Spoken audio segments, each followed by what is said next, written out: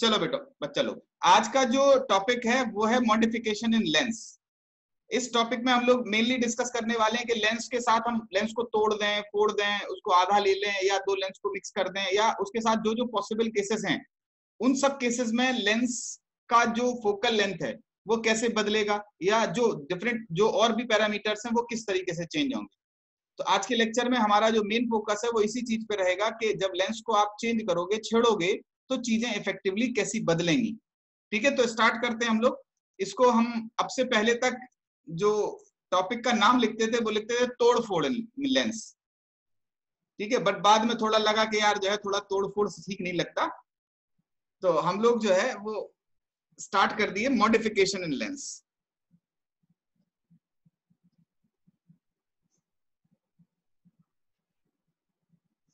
Lens में कैसे modification करेंगे हम। ठीक है, तो जो सबसे पहली चीज होती है लेंस में मॉडिफिकेशन की, हम उसको देख रहे हैं। हमने एक लेंस लिया,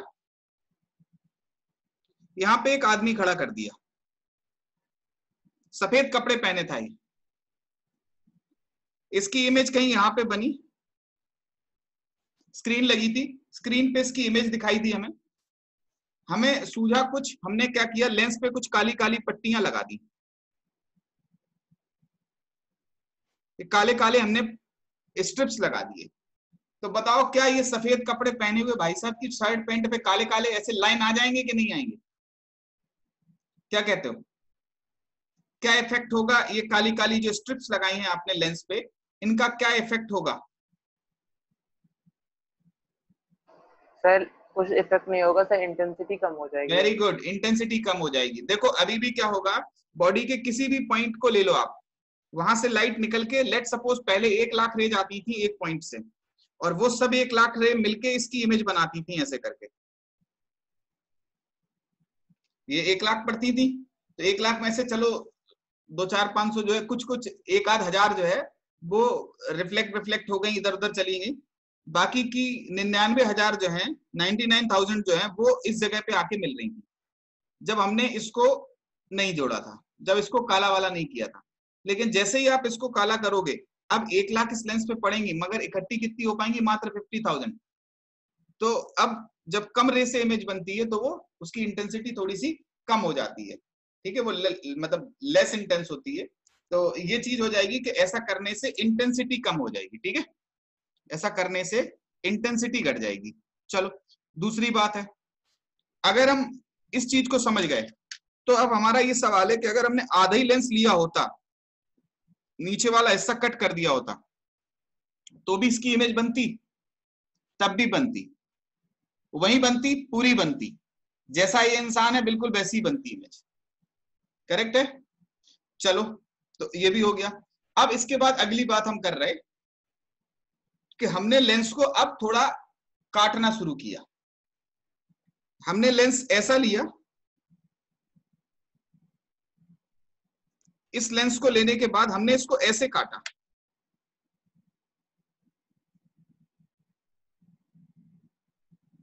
इसकी फोकल लेंथ थी f।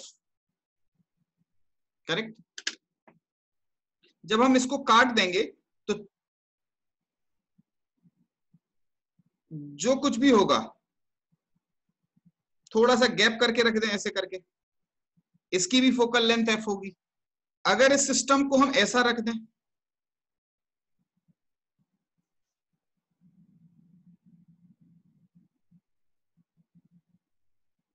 तो भी इसकी फोकल लेंथ सेम होगी। क्यों बेटा, एक बात बताओ, हम अगर ये बोले 1/f equals to power p, अगर हम 1/f को p बोले तो p1 plus p2 equals to p है कि नहीं है? इतने हिस्से की p1 है, इतने हिस्से की p2 है। अभी भी p1 और p2 जुड़ेंगे, क्योंकि जब भी लाइट की रे आएगी इन दोनों से इंटरेक्ट करती हुई जाएगी, तो जो इफेक्टिव होगा इसकी भी पावर कितनी होगी? p। आप लेंस के अच्छी एनालिसिस जो है वो पावर के टर्म में पा सकते हो। तो अगर आप इसको लेते हो, इसकी इनिशियल पावर अगर p थी, तो जब दो हिस्सों में काट दोगे तो एक तरफ की पावर p1 हो जाएगी, दूसरी तरफ की पावर p2 हो जाएगी, और उसमें p1 प्लस p2 की वैल्यू जो है वो भी p ही रहेगी। अब आपने थोड़ा हल्का सा स्लाइट गैप भी कर दोगे तब भी p1 p2 रहेगी। अब अगर ऐसे करके ले जाओगे तब भी दो बार ही इंटरेक्ट कर रही है, एक बार इससे एक बार इससे, इसकी भी पावर P1 प्लस P2 ही रहेगी। अगर आप इनको ऐसे रख दोगे तब भी पावर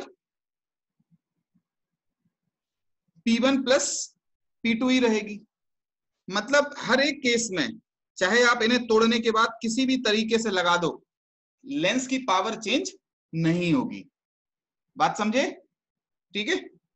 अब अगर ये इक्वी कॉन्वेक्स होता, हमारे सवाल का जवाब देना बेटा, अगर ये इक्वी कॉन्वेक्स लेंस है, इतना करेक्ट है, इक्वी कॉन्वेक्स लेंस है, इसमें हम आपसे सवाल पूछ रहे हैं। तो इक्वी कॉन्वेक्स लेंस में क्या हो जाएगा,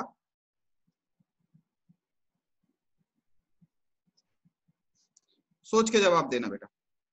ये था,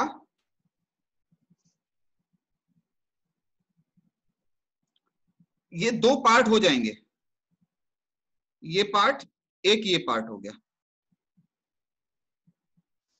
इसकी पावर कितनी हो जाएगी बेटा, अगर इसकी पावर P है तो ये दोनों आइडेंटिकल हैं, तो इसकी भी पावर P/2 और इसकी भी पावर कितनी हो जाएगी, P/2।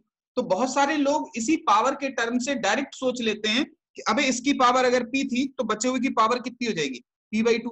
पावर आधी मतलब फोकल लेंथ दुगनी।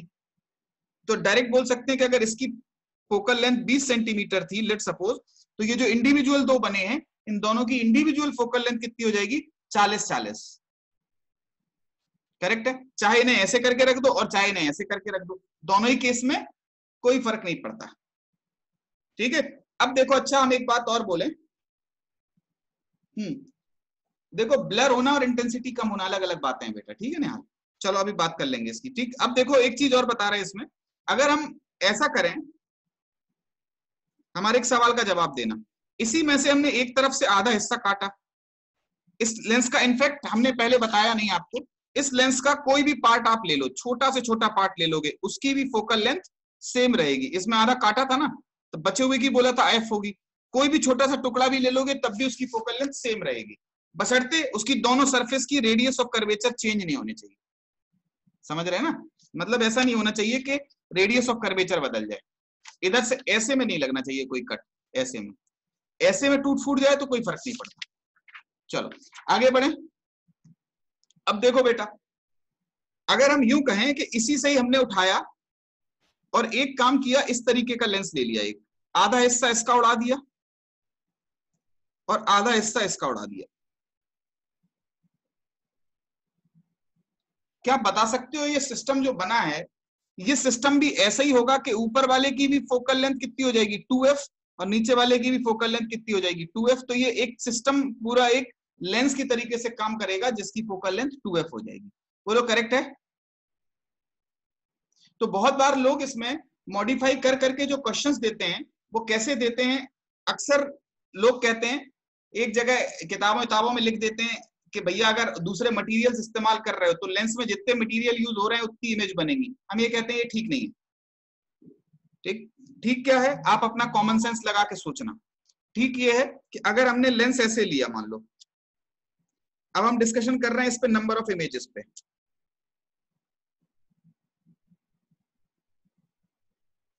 नंबर ऑफ इमेजेस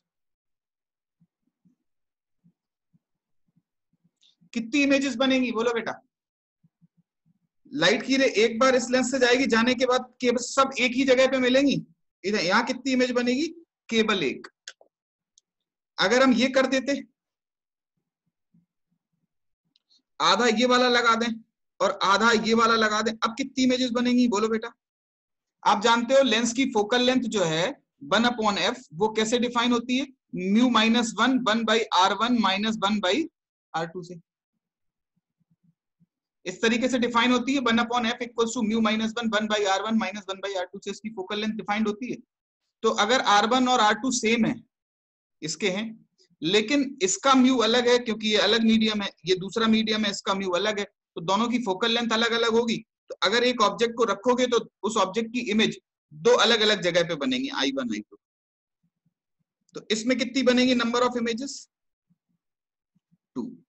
यहां पे भी दो मटेरियल यूज हुए, यहां पे भी दो मटेरियल यूज हुए, लेकिन हो क्या रहा है, यहां एक इमेज बन रही थी, यहां पे कितनी इमेज बनी, 2। करेक्ट है। किताबों में अक्सर मिल जाता है कि जितने ऑब्जेक्ट, जितने रिफ्रैक्टिव इंडेक्स के मटेरियल लोगे उतनी इमेज बन जाएंगी, बट वो ठीक नहीं है। आपको समझ में भी आया होगा कि क्यों ठीक नहीं है। अक्सर एक सवाल खूब फ्लोट करता है, इसमें 4 मटेरियल लगा देते हैं लोग, एक बीच में लगा दिया ऐसे करके, एक ऊपर लगा दिया ऐसे करके, एक नीचे लगा दिया ऐसे ऐसे करके। अब पूछते हैं इसमें कितनी नंबर ऑफ इमेजेस बनेगी? बोलो इसमें कितनी बनेगी नंबर ऑफ इमेजेस? बताओ बेटा। 3। 3। Very good. क्यों? एक इसकी तरह, एक इसके लिए, एक इसके लिए और एक इसके लिए। 3 फोकल लेंथ है, 3 फोकल लेंथ के लेंस रखे हैं, कितनी इमेज बनेगी? 3। समझ में आ रही है बात? ये तोड़ फोड़ का फंडा समझ में आया, और साथ ही साथ कैसे हमारी चीजें हो रही हैं वो भी क्लियर हुआ। कैसे हम पावर को फोकल लेंथ के साथ रिलेट कर करके चीजें समझ लेते हैं। बहुत बार लोग इसमें पूछ लेते हैं, बताओ इसमें कितनी बनेगी? इस तरीके का अगर है तो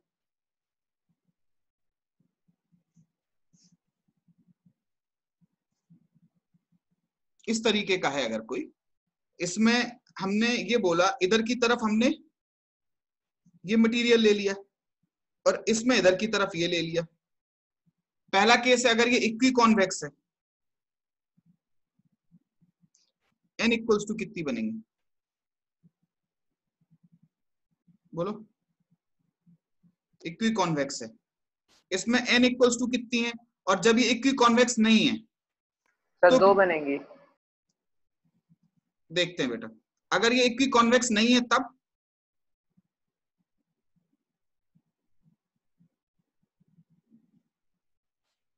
R1 is not equal to R2। तब भी 2 बनेंगी। इसमें भी 2 बनेंगी और इसमें 2। 1। अच्छा हाँ सर, 1 1 नीचे से ऊपर से बराबर है। हाँ, क्यों? देखो इक्वी कॉन्वेक्स है ना, तो इसको जोड़ोगे तब भी वो एक ही बनेगा, वही लेंस ये भी है, हाँ या ना? इसमें अलग अलग है, इसमें अलग अलग है। समझ में आ रही होगी बात? क्योंकि R1 R2 अलग अलग हैं, तो इसमें ऊपर वाले की पावर अलग हो जाएगी, नीचे वाले की पावर अलग हो जाएगी। तो जो भी हम बातें कह रहे हैं, आई होप वो समझ में आ रही होंगी आपको। आ रही हैं? चलो, अब एक चीज हम कह रहे हैं कि अगर हम लेंस को ब्रेक करके स्प्लिट कर दें, ठीक, जैसे हमने ये किया,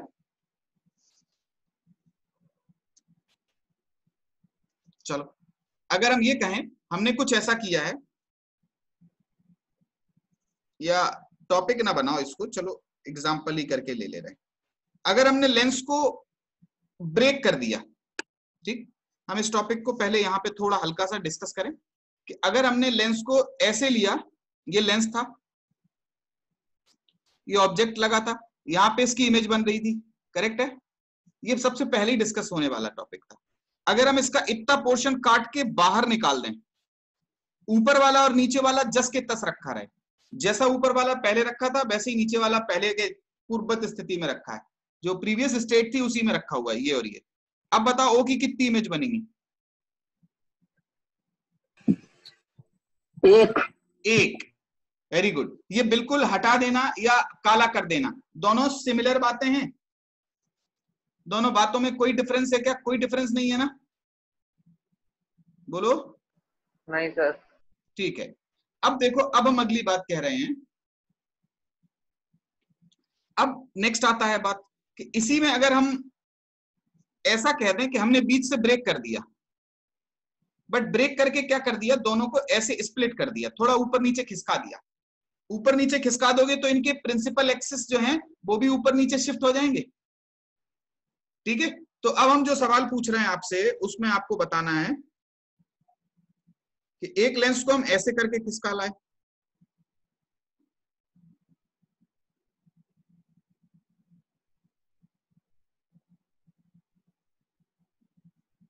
एक लेंस को हम ऐसे करके खिसका लाए, एक ऑब्जेक्ट को हमने यहां पे रखा, ये डिस्टेंस थी 30 सेंटीमीटर, लेंस सेम है, दोनों की फोकल लेंथ 20 सेंटीमीटर थी, हम बोल रहे हैं ये वाला गैप है 1 सेंटीमीटर, ये वाला गैप है 1 सेंटीमीटर। क्या आप बता सकते हो जो दो इमेज बनेंगी उनके बीच का गैप कितना होगा? Find separation between two images.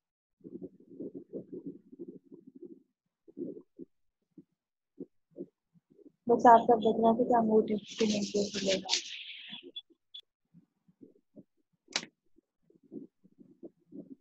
साफ साफ दिख रहा है।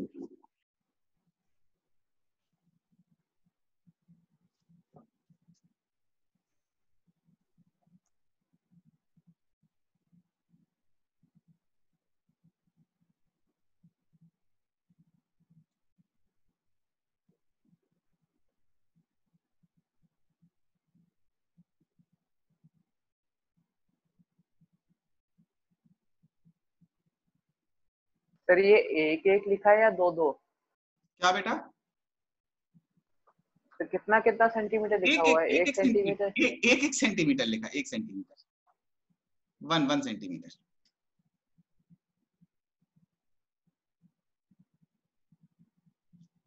अच्छा, वो बच्चे नाम भूल गए हम उनका जो लास्ट क्लास में ज्वाइन किए थे, कौन से बच्चे थे वो? अमृतांश है ना?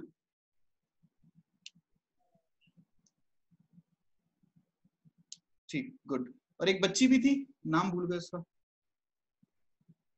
वो है, आज आई है?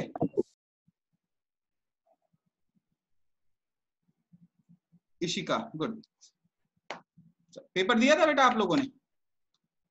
इशिका दिया था पेपर आपने? कोई बात नहीं है, ठीक है, आगे से देना, ठीक, कोई प्रॉब्लम नहीं बेटा। चलो इसको देखें। देखो सबसे पहली बात 30 सेंटीमीटर पे रखा है, तो लगभग जो है हम जान सकते हैं कि फोकस और पीछे, फोकस के पीछे तो यहाँ कहीं बनेगा, या v इक्वल्स टू निकाल लो आप, uf upon u plus f, कितना आएगा? 60 सेंटीमीटर। ठीक, तो 60 सेंटीमीटर पे है ये इमेज। पोजीशन तो आपने निकाल ली, लेकिन जो ऊपर वाला है उसके लिए ये क्या है? Principal axis for upper half. This is principal axis for lower half. ये principal axis for upper half, ये principal axis for lower half. तो इसको फर्स्ट पार्ट, इसको सेकंड पार्ट बोल दें। For one h I equals to h o f upon f plus u, ये transverse magnification का formula होता है। कितनी आ जाएगी वैल्यू बेटा? H I equals to h o की वैल्यू क्या रखोगे? -1, और इसकी जगह पे आएगा आपका 20 अपॉन 20 माइनस 30, आंसर आएगा हमारा +2। करेक्ट है। अब ये +2 का मतलब क्या है बेटा? +2 का मतलब है इसके प्रिंसिपल एक्सिस से 2 सेंटीमीटर ऊपर। भाई आप जिस लेंस की बात करोगे प्रिंसिपल एक्सिस भी उसी का होगा और ऑप्टिकल सेंटर भी उसी का होगा। अब फॉर 2 के लिए जब देखोगे आप, तो 2 के लिए जब देखोगे तो H I equals to +1, 20 upon 20 minus 30, तो आ जाएगा -2। ये -2 का मतलब है इसके प्रिंसिपल एक्सिस से, क्योंकि दूसरे वाले पार्ट के लिए बात कर रहे हो, हम बात कर रहे हैं principal axis for lower half. Lower half के प्रिंसिपल एक्सिस से 2 सेंटीमीटर नीचे होगी, क्योंकि ये नेगेटिव आया है। ये बन गई हमारी I2। अब एक बार बताओ बेटा, I1 ऊपर 2 है, ये कोई लाइन थी, इस लाइन से 2 सेंटीमीटर ऊपर है, इससे 2 और इससे 2, इन दोनों के बीच का गैप कितना है? 2 सेंटीमीटर। तो पूछा जा रहा था separation between two images. Separation निकालोगे तो कितना आएगा बेटा? सेपरेशन अगर हम निकालेंगे तो हमारा सेपरेशन आ जाएगा, बोलो बेटा, सेपरेशन की बात जब आएगी तो डेल्टा x इक्वल्स टू क्या आ जाएगा? 2 + 2 + 2, यानी कि 6 सेंटीमीटर। Very good. तो आगे बढ़े, एक क्वेश्चन आप लोगों को भी दें ऐसे ही। सर थोड़ा सा स्लो चलिए सर। तेज चल रहे हैं क्या हम? सॉरी। हाँ सर, मुझे तो लग रहा है। कोई बात नहीं, स्लो हो जाते हैं बेटा। देखो बेटा, क्या दिक्कत लगी बताओ हमें, हम उसको दूर कर दें। बोलो बेटा। तो कोई दिक्कत नहीं, थोड़ा समझना है खुद से, थोड़ा दो एक ठीक मिनट। ठीक ठीक ठीक है बेटा। हम हो सकता है इसमें ज्यादा तेजी से बता गए हो, क्योंकि ये वेरी सिमिलर है जैसा हमने मिरर के केस में देखा था। वही है ना बेटा, मिरर को भी ब्रेक करके दो हिस्सों में बांटा था, ऐसा देखा था मिरर के केस में। हाँ सर देखा था। ये वैसा ही है बिल्कुल, ठीक है, कोई डिफरेंस नहीं है, कोई अंतर नहीं है। तो आगे बढ़े।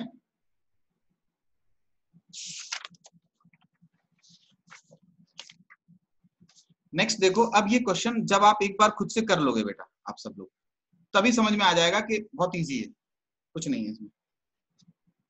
यार ये किसका फॉर्मूला लगना है इसमें, ये इसमें मैग्निफिकेशन का फॉर्मूला लगना है और खट से आंसर आ जाता है। चलो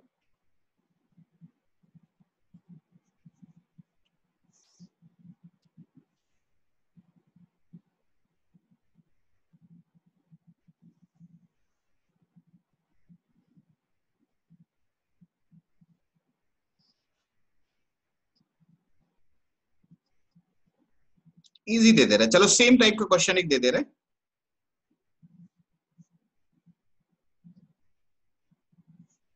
फिर से find separation between two images.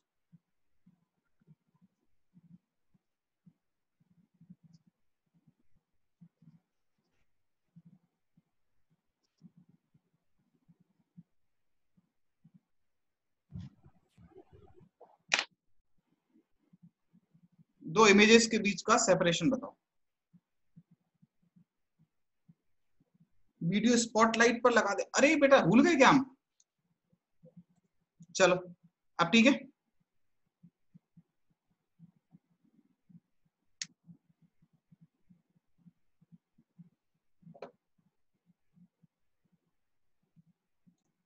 हाँ क्या कह रहे हो बेटा। सर आंसर 6 होगा। आंसर 6 होगा, और हम मना कर दें तो। पूछ रहा हूँ सर। नहीं नहीं हमें नहीं पता, बताओ। अच्छा एक मिनट, हम वो बताना सर भूल गए। सेपरेशन कितना है सर? ये भी 1 सेंटीमीटर है, वही पुराना सवाल है। ये भी 1 सेंटीमीटर, ये भी 1 सेंटीमीटर।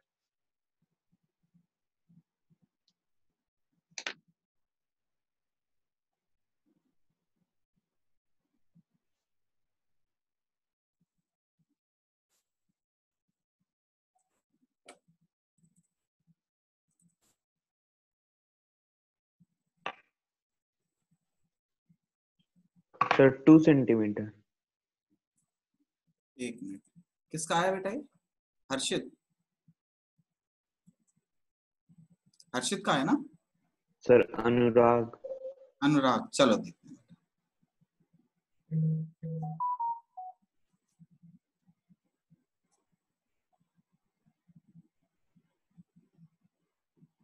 रिद्धि 2 सेंटीमीटर।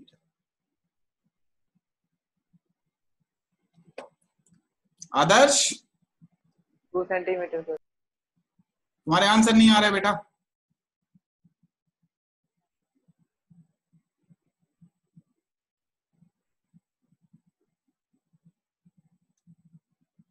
विनय,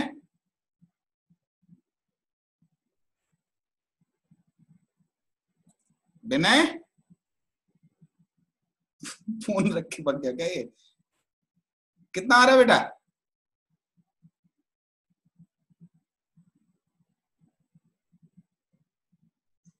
विनय हाँ सर। कितना आ रहा है? 2 सेंटीमीटर। गुड। चलो देखें, तो इसके लिए देखें, फॉर अपर हाफ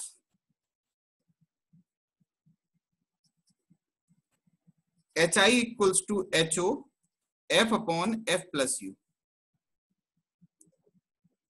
देखो बेटा, HO है -1, F है 20 अपॉन 20 माइनस 10, तो कितना आ गया यहां से? -2 सेंटीमीटर। कितना आया यहां से? -2 सेंटीमीटर।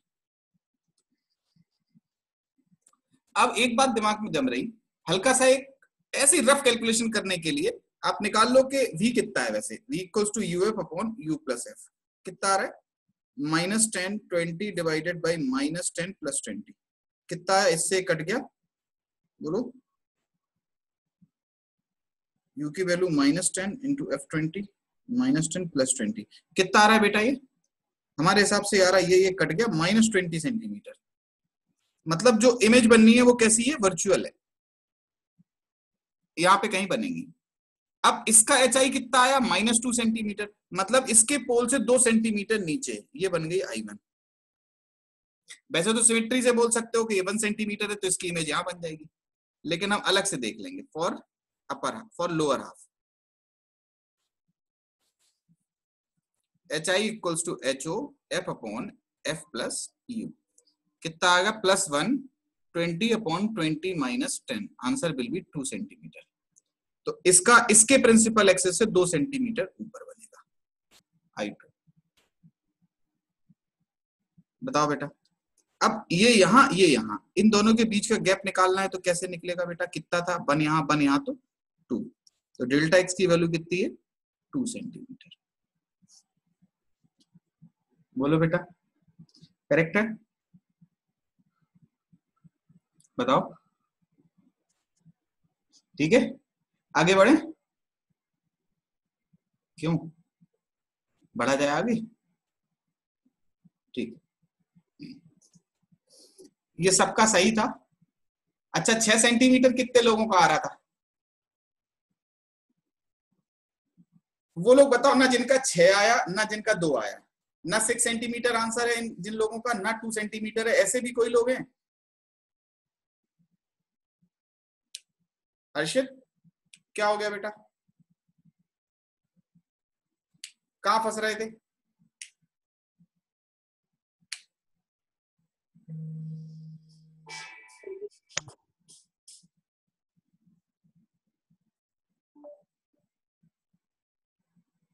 हर्षित, कहां फंस रहे थे बेटा? बताओ, आ गया होगा आई होप।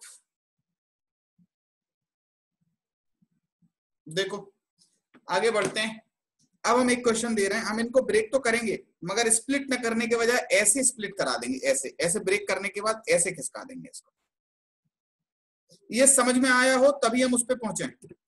बहुत इजी है यार। चलो देखो, नेक्स्ट है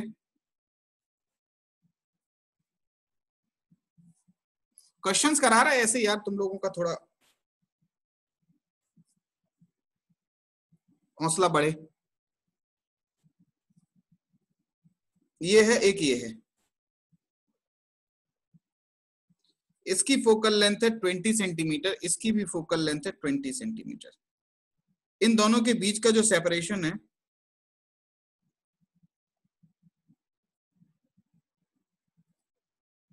वो 10 सेंटीमीटर है। 20 नहीं है बेटा, 10 है।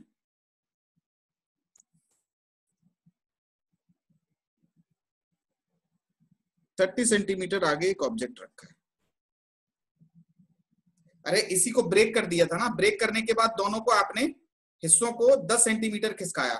अब यही इसको क्या कॉमन प्रिंसिपल एक्सिस बोल सकते हो? आंसर दो। Find separation between two images, या फाइंड, पहले तो बताना नंबर ऑफ इमेजेस कितनी है, फिर उनके बीच का सेपरेशन बताना है। Find separation between two images.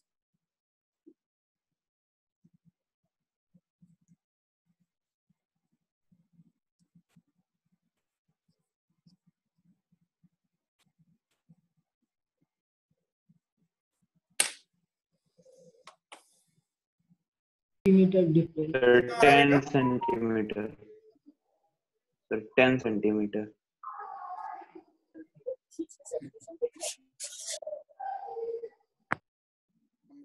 10 centimetre, इसके ऊपर है Ishika 10 centimetre, Riddhi 10 centimetre, Sanaya 10 centimetre, Jayendra, Nihal 20 इसके पहले 20 वाले हैं, बाद में 10, पहले 20 सेंटीमीटर 2-3 लोगों के आए, फिर 10 सेंटीमीटर है।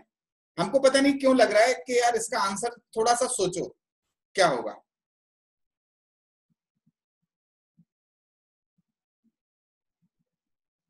देखते हैं।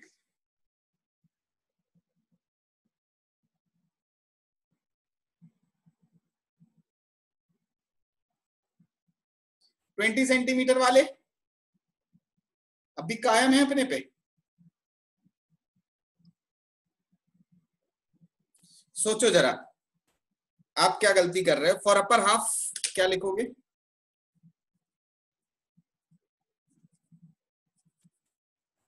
फॉर अपर हाफ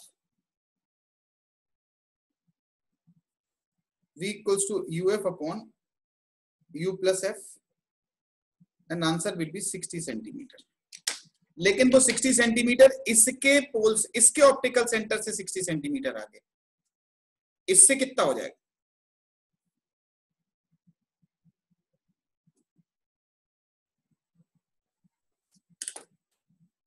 अबे यहां से अगर 60 थी तो इसके 50 हो जाएगी।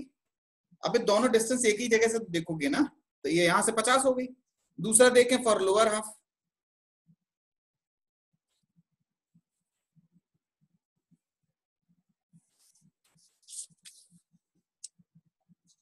For lower half v equals to uf upon u plus f, ये आएगा कितना? 40 सेंटीमीटर। इसी के प्रिंसिपल, इसी के ऑप्टिकल सेंटर से 40 सेंटीमीटर आगे।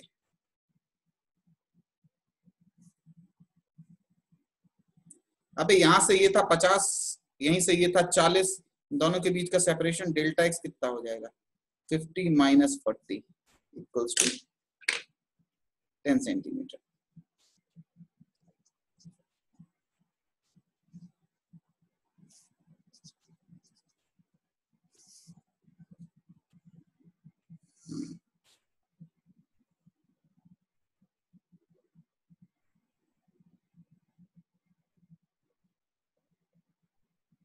बोलो।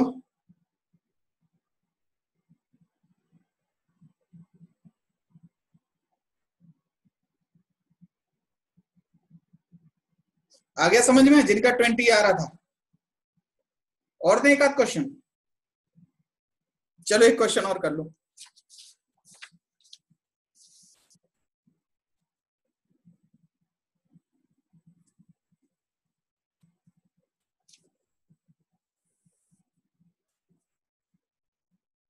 देखो एक ये लेंस है,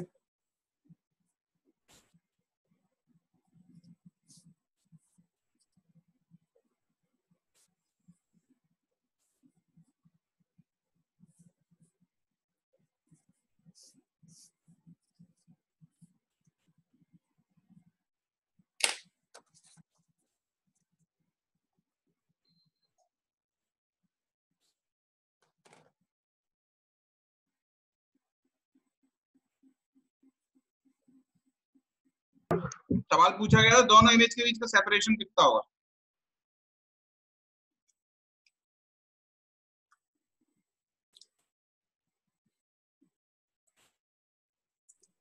बोलो। दोनों एक ही जगह बन रही ना, तो सेपरेशन 0 नहीं हो जाएगा? सबसे पहले किसके लिए देखेंगे? अपर हाफ के लिए। अपर हाफ के लिए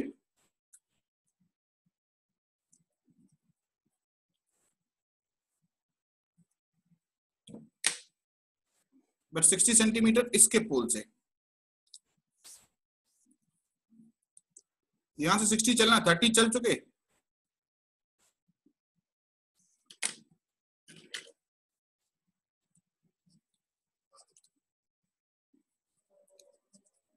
फॉर लोअर हाफ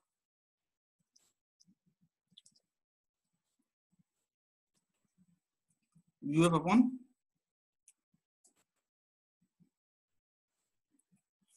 इसके पोल से 30 सेंटीमीटर, इसके ऑप्टिकल सेंटर से 30 सेंटीमीटर। तो I1 I2 दोनों एक ही जगह बन गए। सेपरेशन कितना है? 0।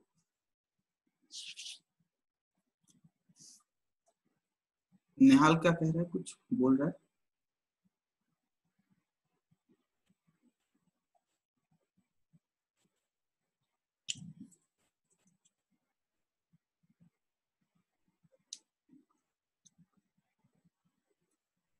चलो मोस्टली लोगों का सही आ गया था, सेम पोजीशन, नो सेपरेशन। चलो गुड बेटा, शाबाश। इसका मतलब समझ में आ रहा है टॉपिक। चलो आगे बढ़ते हैं। अब चलते हैं अपन इसके लास्ट टॉपिक पे। इस चैप्टर के। वैसे तो ये लगभग लगभग हो गया, पूरा ही हो गया। तो अब हम अगले टॉपिक पे चलते हैं जिसका नाम है प्रिज्म। काफी सही टॉपिक है। लास्ट में एक आध दो अगर एक्सपेरिमेंट छूट गए होंगे तो उन एक्सपेरिमेंट को करा देंगे, ठीक है। तो अभी देखते हैं हम लोग प्रिज्म। बहुत काम की चीज है, लोग बड़ा इससे परेशान भी रहते हैं, ठीक है। तो देखते हैं इसको, प्रिज्म क्या होता है।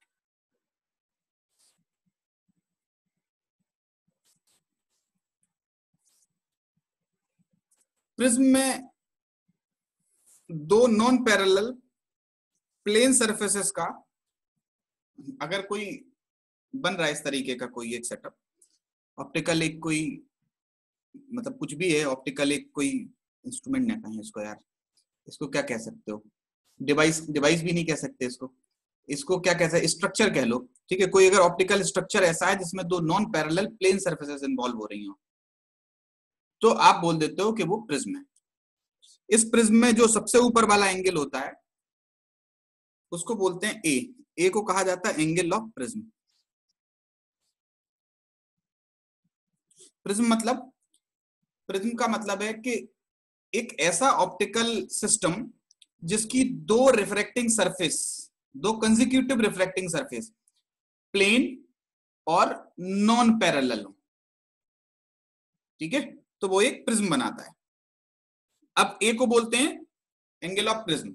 ये ए जो भी होता है, ए अगर 90 डिग्री है तो राइट एंगल प्रिज्म, ये छोटा बड़ा है तो 90 से, तो उसके हिसाब से एक्यूट और ऑब्ट्यूसिव हो जाते हैं। ये प्रिज्म का नामकरण हो जाता है ऐसे। अब बात करते हैं एक चीज सिंपल सी, इसमें हमने कोई भी लाइट इस पे इंसिडेंट कराई, ठीक है। हाँ बेटा बोलो।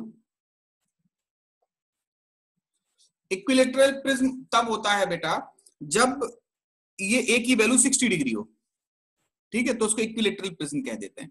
देखो एक बात समझना जरा, हमने अभी डेफिनेशन दी, ये स्लैब है एक,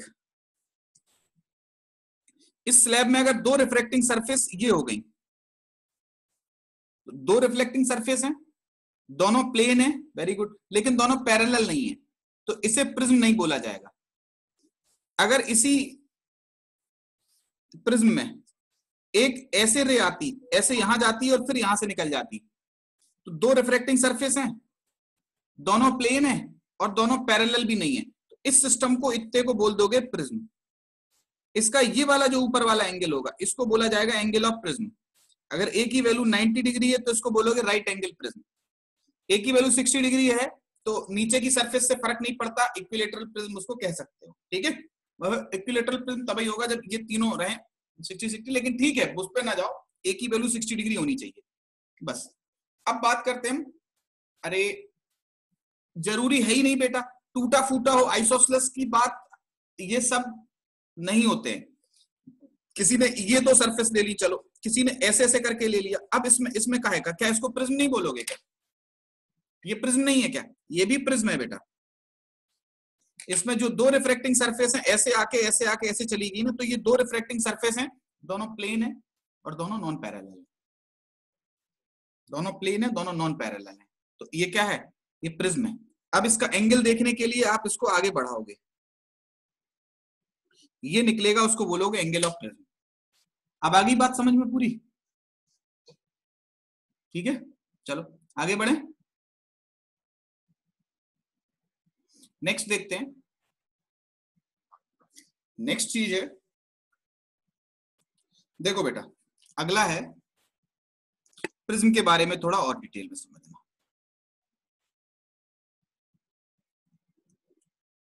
बस नाम हो गए, अब प्रिज्म को थोड़ा दूसरे पन्ने पे ले लें ताकि चीजें थोड़ी बड़ी बड़ी दिखें।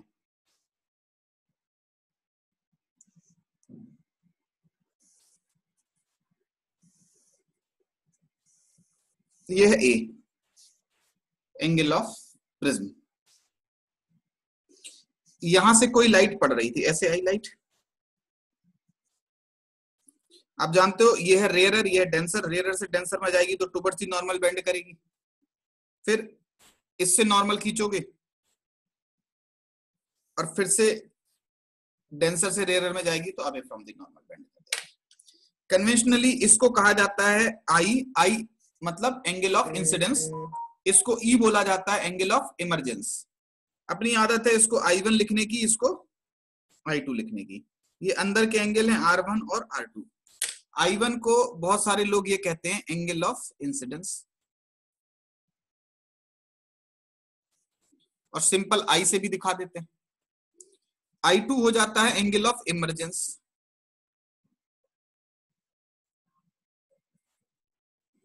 ठीक, अब इन सब में आपसी रिलेशन क्या होता है उसकी बात हम कर लें। नाम दे दिया हमने इसको नाम दिया ए का, इसको नाम दिया बी का, इसको नाम दिया सी का।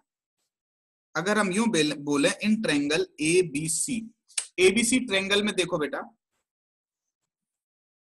ये एंगल है ए प्लस ये वाला एंगल कितना हो जाएगा बेटा, π/2 minus R1 plus π/2 minus R2, मतलब angle A plus angle B plus angle C equals to पाई।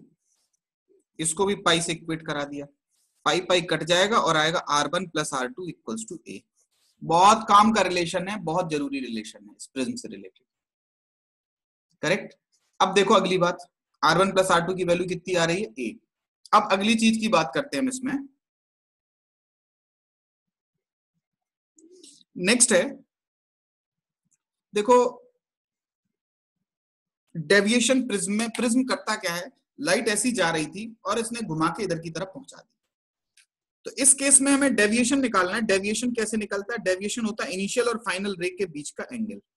मतलब ये रे पहले इधर की तरफ जा रही थी और इधर की तरफ मोड़ गई, इस चीज को आप बोलोगे डेविएशन डेल्टा, बोला जाएगा डेविएशन डेल्टा। बोलो करेक्ट है कि नहीं। अब ये डेविएशन कैसे निकलेगा आपके हिसाब से, देखो बेटा, ये एक्सटीरियर एंगल है डेल्टा, ठीक, ये दो इंटरनल एंगल के सम के बराबर होगा, इसके और इसके। इसका कितना है, ये पूरा था I1, इसमें से क्या चला गया R1, तो ये I1 माइनस R1 प्लस ये कितना है बेटा, ये पूरा कितना था, ये I2, ये वर्टिकली ऑपोजिट एंगल है, तो ये पूरा था I2, उसमें से कितना चला गया R2, तो ये हो जाएगा कितना, I2 माइनस R2। तो जो डेल्टा की वैल्यू निकल के आएगी that must be I1 plus I2 minus लगा के R1 प्लस R2, उठा के यहां पुट कर दें तो डेल्टा आ जाता है I1 प्लस I2 माइनस ए। ये दो बहुत जरूरी होते हैं। करेक्ट। अब बहुत बार इस पे एक बेसिक सवाल ये बनते हैं कि अगर आपको I1 दे दे, इसका म्यू दे दे और I2 पूछे तो आप कैसे निकालोगे। ये समझ में आया बेटा कि सबसे पहले तो R1 और R2 में रिलेशन क्या होता है, R1 plus R2 equals to ए होता है, और साथ ही साथ अगर इस प्रिज्म से नेट डेविएशन पूछा जाए तो वो होता है I1 प्लस I2 माइनस ए। हमारी रिकमेंडेशन है कि आप इसको याद रखो, डेल्टा मतलब डेविएशन।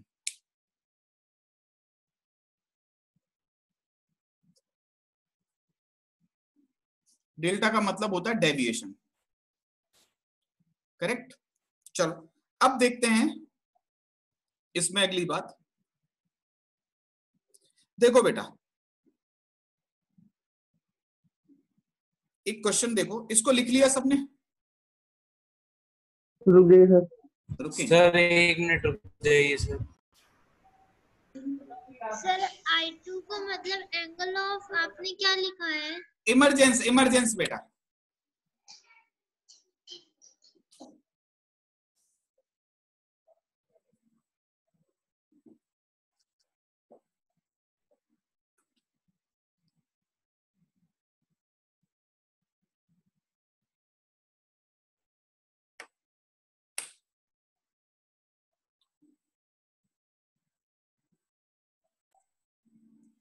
पूरा लिख के देखो अच्छे से एक बार।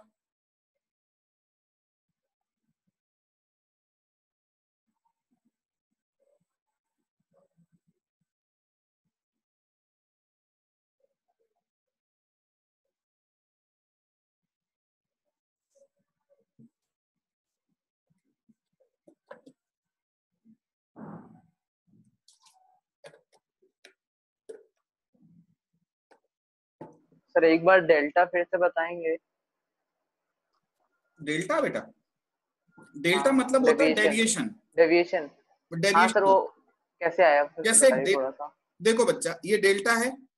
अगर आप एक अलग ट्रायंगल मानो, ये बी है, ये सी है, और इसको बोल दें हम डी, तो इस इन ट्रायंगल बी सी डी में ये डेल्टा कैसा एंगल है? Sir external angle. हाँ, एक्सटर्नल एंगल है। हाँ सर। ये इसके और इसके सम के बराबर होगा, ये इंटरनल एंगल है। हाँ सर। Yes sir. ठीक, तो एक बार बताओ, ये डेल्टा जो है ये वाले एंगल का और ये वाले एंगल का सम है, ये वाला एंगल कितना होगा बच्चा? ये नॉर्मल है, आ गया सर समझ में। ये और ये I1 पूरी माइनस कितनी थी? ये R1 और पूरी I2 कितनी थी? माइनस I1 थी, तो ये R1 चला गया, ये कितना हो गया? ये इंटरनल एंगल हो गया I1 प्लस R1, ये हो गया I2 माइनस R2। इसको इसको जोड़ देंगे, ये डेल्टा के बराबर हो जाएगा। बताओ इसमें कहीं कोई परेशानी, दिक्कत, समस्या हो तो?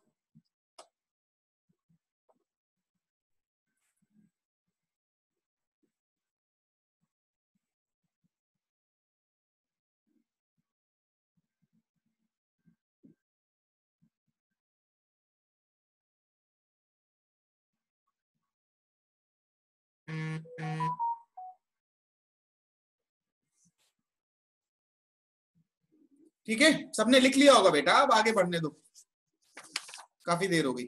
चलो एक क्वेश्चन करो। देखो अब एक क्वेश्चन बहुत सिंपल सा, कि एक प्रिज्म है,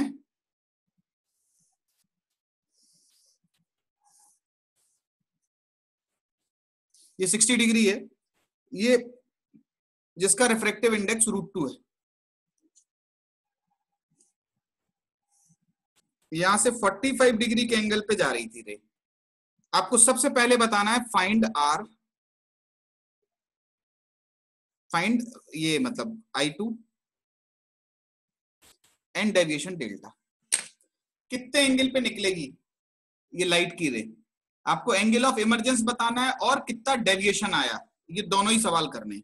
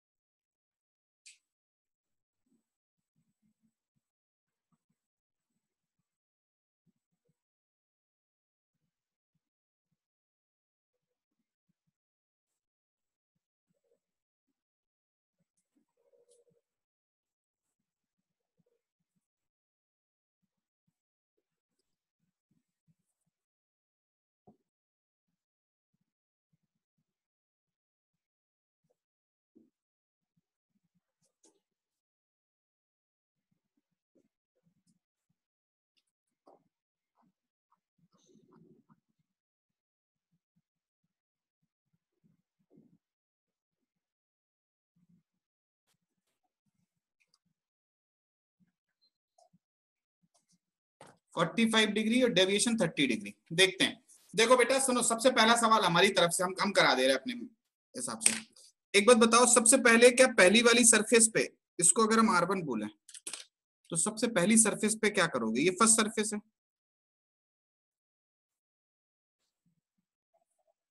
for first surface 1 sin 45 degree equals to √2 sin R1। R1 की वैल्यू कितनी आ गई बेटा? ये 1/√2 था, √2 था, तो sin R1 equals to half, तो R1 इक्वल्स टू 30 डिग्री। क्या आप बता सकते हो R2 की वैल्यू कितनी होगी?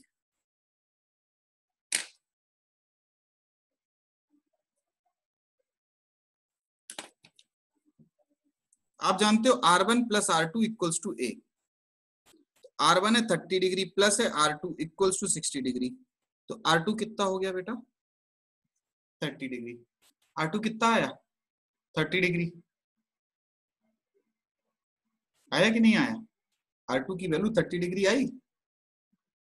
अब दूसरी वाली सरफेस पे लगा दो,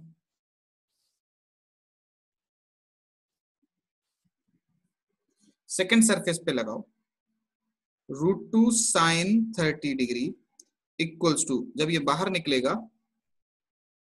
I2 कह दो, इक्वल्स टू 1 sin I2। कितना आ जाएगा बेटा, बोलो कितना होगा ये? 45 डिग्री। ये हो जाएगा हाफ, √2 चला जाएगा, I2 की वैल्यू होगी 45 डिग्री। अब अगर डेविएशन कोई पूछे डेल्टा, डेल्टा इक्वल्स टू होता I1 प्लस I2 माइनस ए। I1 भी 45, I2 भी 45, डेविएशन ये 60 डिग्री, तो कितना हो गया ये 30 डिग्री का डेविएशन। करेक्ट है, समझ में आ रही बात?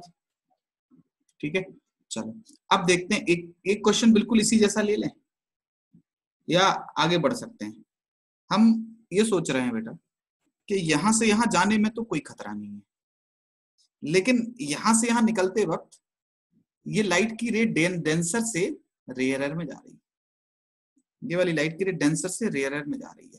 तो जब कोई लाइट की रे डेंसर से रेयरर में जाती है तो खतरा किस चीज का मंडराता है, बोलो? Total internal reflection. Very good. तो इस सरफेस पे TIR भी हो सकता है, करेक्ट है, इस सरफेस पे TIR भी हो सकता है, करेक्ट। तो एक क्वेश्चन देखते हैं, चलो पहले तो इसी पे बेस्ड एक क्वेश्चन, चलो फिर थोड़ा और आइडिया मिल जाएगा। किया हुआ क्वेश्चन है हालांकि आप लोगों का, चलो देखो।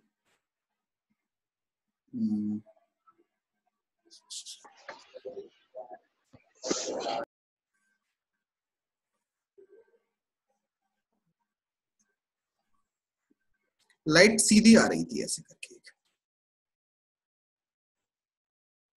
New equals to 3/2, find A max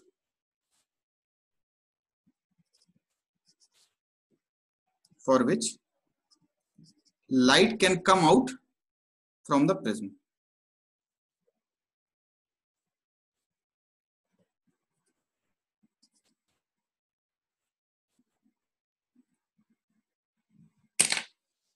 ए की, अरे क्या पूछा, फाइंड A max बोला था हमने, find A max for which light can come out from AB। Light AB से बाहर निकल सके, इसके लिए A की मैक्सिमम पॉसिबल वैल्यू कितनी ले सकते हैं?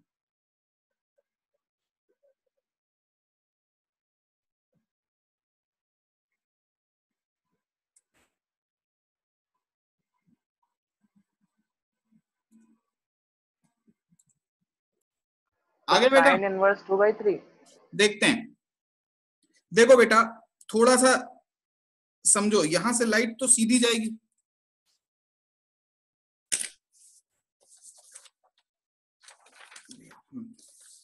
इसमें I1 और R1 दोनों 0 हैं,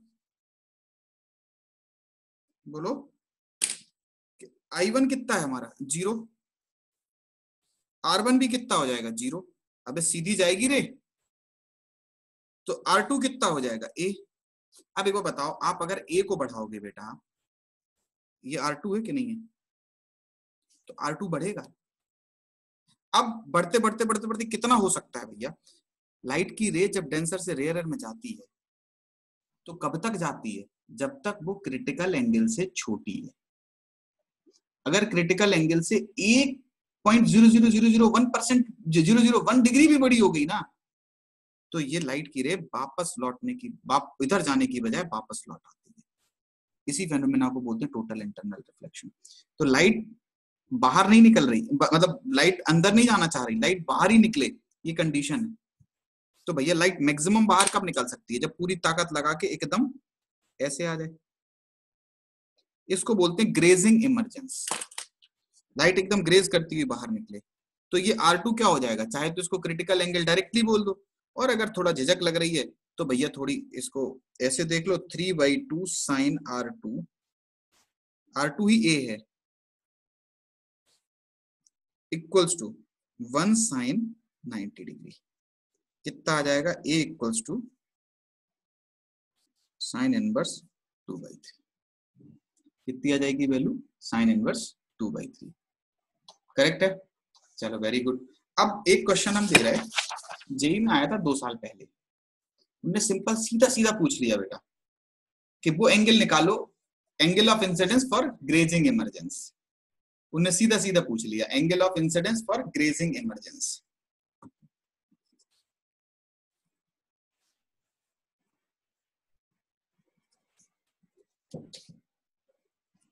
angle of incidence for grazing emergence. तो ग्रेजिंग इमरजेंस के लिए कितना एंगल ऑफ इंसिडेंस होना चाहिए?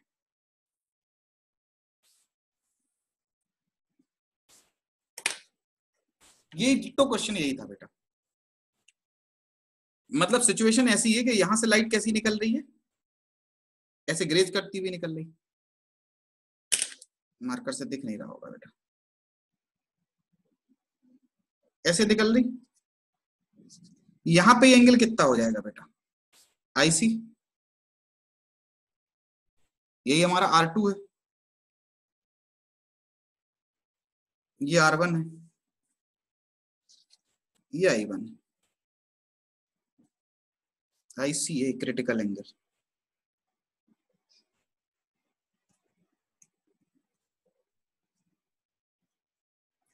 I1 है, ये R1 है। अब आपको I1 निकालना है, करेक्ट, इन टर्म्स ऑफ ए। ये समझ में आ रहा है कि नहीं आ रहा है बेटा, बोलो। आ रहा है सर। आ रहा है। तो आईसी की वैल्यू कितनी है, साइन इनवर्स 1/μ। R1 की वैल्यू क्या हो जाएगी, R1 plus R2 equals to A. R2 कितना है, आईसी के बराबर, तो R1 कितना हो जाएगा, ए माइनस साइन इनवर्स 1/μ। ये R1 आ गया।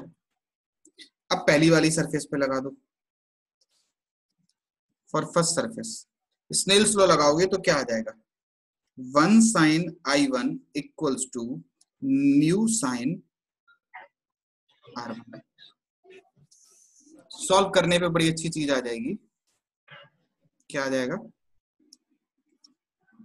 Sign I1 equals to mu sine, bracket लगा के लिखो, ए माइनस साइन इनवर्स 1/μ। तो इधर से I1 की वैल्यू पूछी गई थी, यही डिट्टो क्वेश्चन सेम था, सेम क्वेश्चन पूछा गया था, I equals to sine inverse mu sine A minus sine inverse 1/μ। दिख रहा है ना, विजिबल है। चलो देखो यार, ये प्रिज्म वाला लेक्चर सही लग रहा है, समझ में आ रहा है सब, कोई दिक्कत परेशानी तो नहीं लग रही बेटा? सेम क्वेश्चन यही पूछा गया था। अब इसमें हमारा कोई मतलब कोई हम इसमें कर नहीं सकते कोई बात कि टॉपिक मतलब क्वेश्चन डिट्टो यही पूछा गया था और यही ऑप्शन यही आंसर टिक करना था बस उसमें। 2 साल पहले जेईई मेन में आया था क्वेश्चन।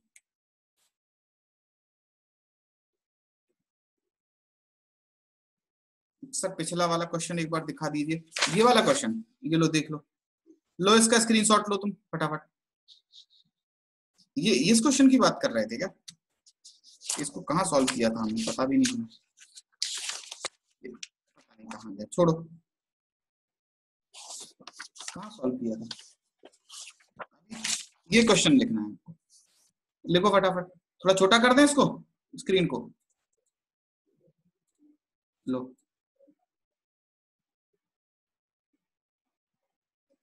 स्क्रीनशॉट ले लो, ले लिया?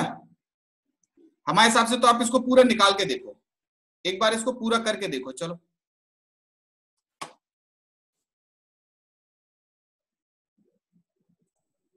देख लिया इसको?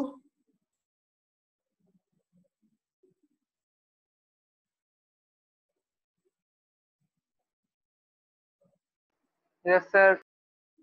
ठीक है, चलो तो समझ में आया बेटा? थोड़ा सा और बचा है ये टॉपिक, बट आज थोड़ा हमारा एक कैमरा जो है थोड़ा डिस्टर्ब कर रहा है बेटा। डिस्टर्ब ये कर रहा है कि फिर अगर हम अभी तुम्हें पढ़ा देंगे तो दूसरी वाली क्लास जो है वो थोड़ा गड़बड़ा जाएगी। ठीक है, गड़बड़ा ऐसे जाएगी कि ये बैटरी थोड़ा डिस्टर्ब कर रही है हल्की सी। तो एक काम करें, आज कहो तो इतना ही रखें हम लोग। क्यों बेटा? ओके आज इतना ही रखते हैं, फिर नेक्स्ट क्लास में मिलते हैं बेटा इसके बची हुई चीजों के साथ। ठीक है, चलो सर क्वेश्चन बता दीजिए सर।